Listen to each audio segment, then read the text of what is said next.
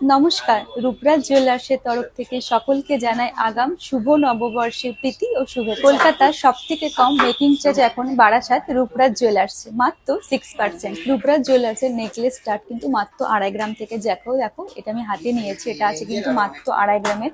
2.5 গ্রামের মধ্যে কিন্তু ভীষণ সুন্দর সুন্দর কালেকশন আছে। মাত্র 6% মেকিং চার্জে তোমরা পেয়ে যাবে এই অর্নামেন্টস গুলো আছে কিন্তু মাত্র 2.5 গ্রাম।